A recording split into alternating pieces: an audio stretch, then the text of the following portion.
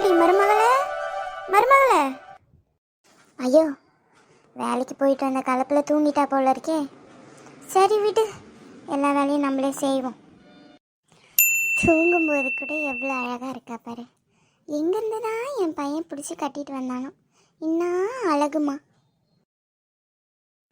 ஏய் ஏய், உன் நடிப்பு உன் சிரிப்பு எல்லாம் எனக்கு தெரியும். எந்திரி.